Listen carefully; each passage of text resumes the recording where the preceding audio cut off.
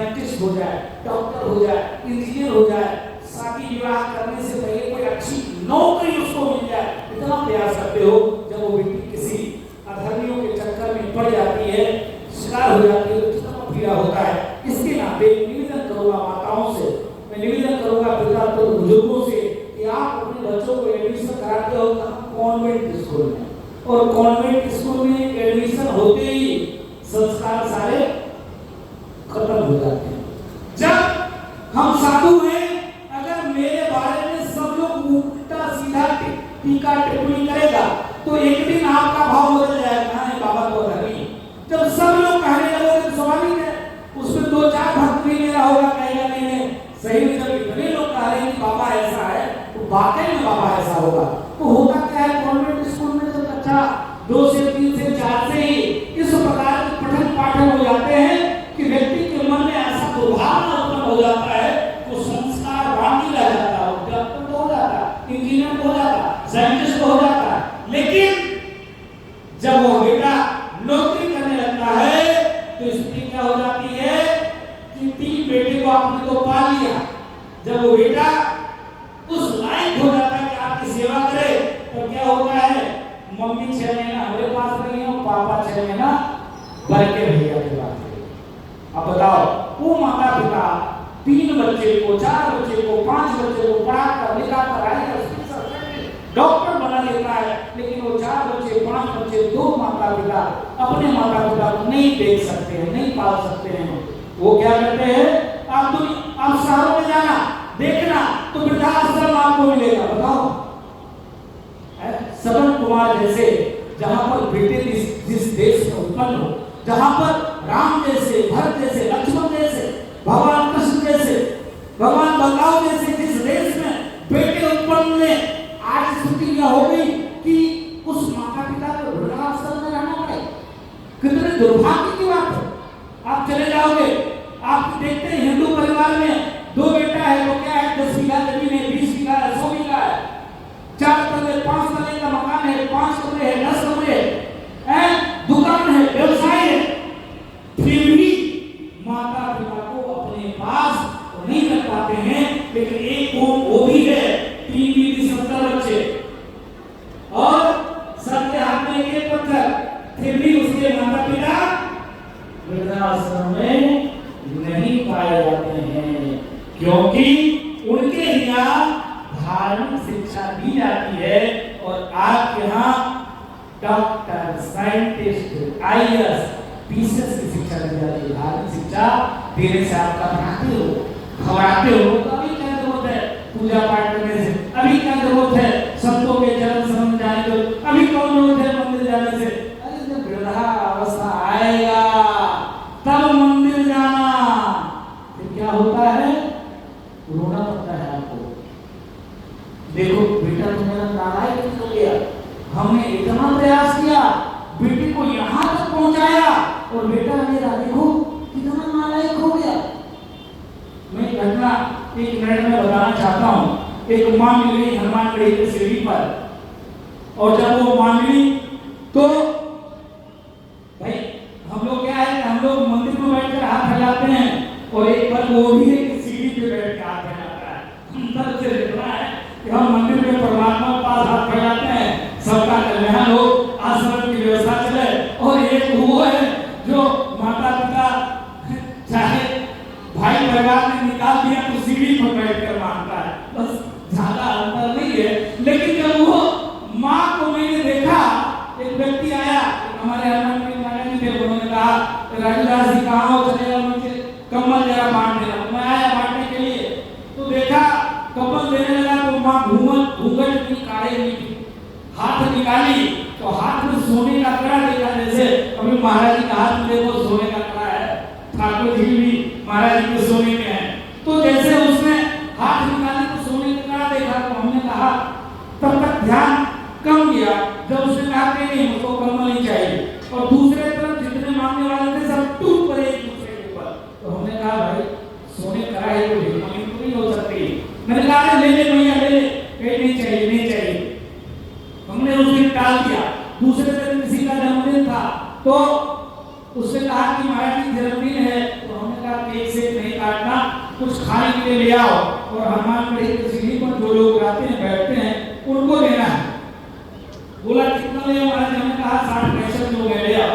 वो लेके आया, फिर मैं गया वितरण करने के लिए, फिर वो माने क्या बात है। एक दिन और एक व्यक्ति का ठीक-ठाक व्यक्ति का जन्मदिन था, उन्होंने कहा कुछ देना है, हमने कहा साड़ी और कुछ और सामग्री ले आओ।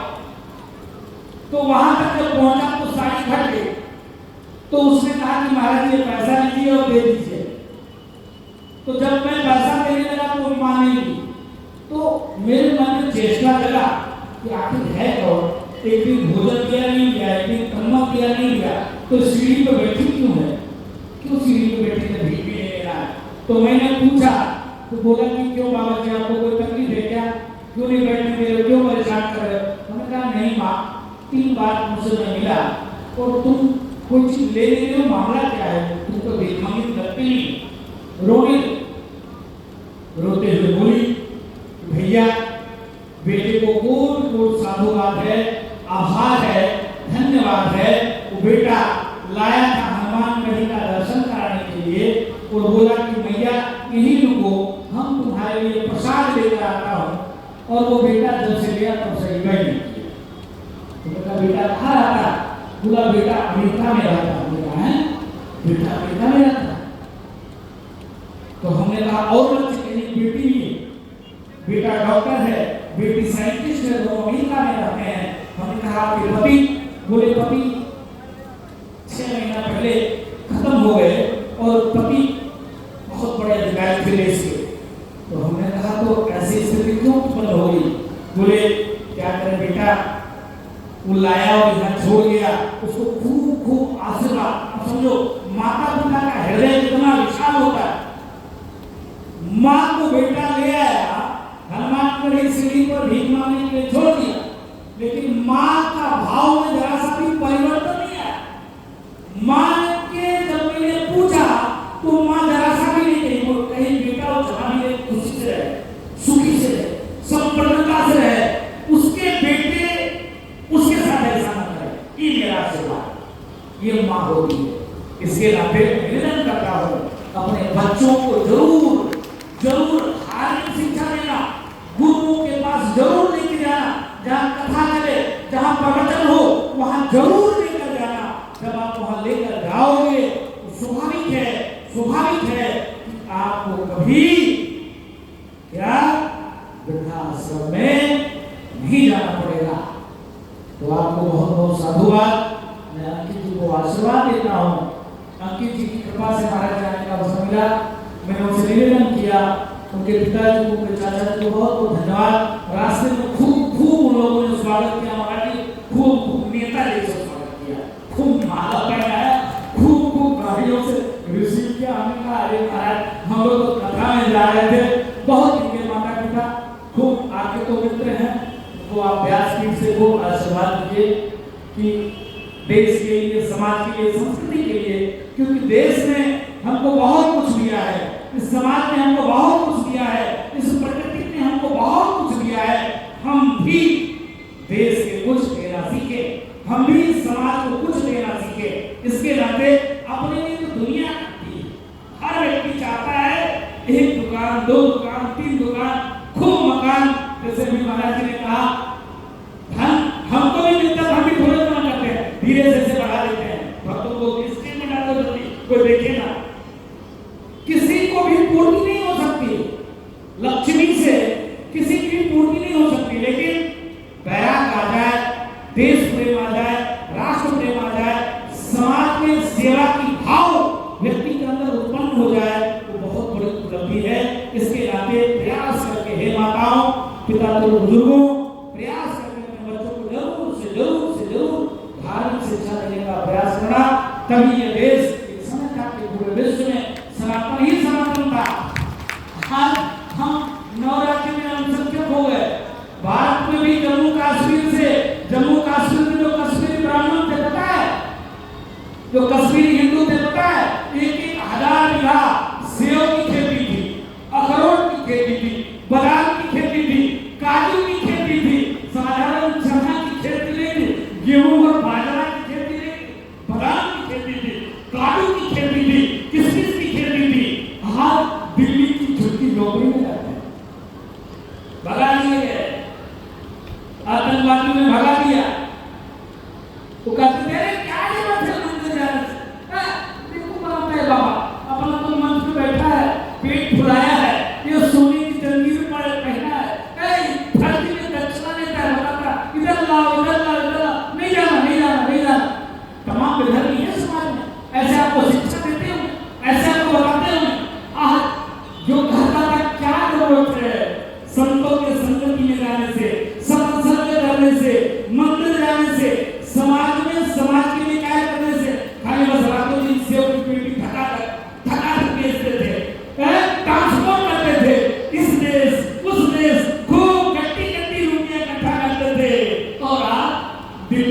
उसकी झोपड़ी में रहते,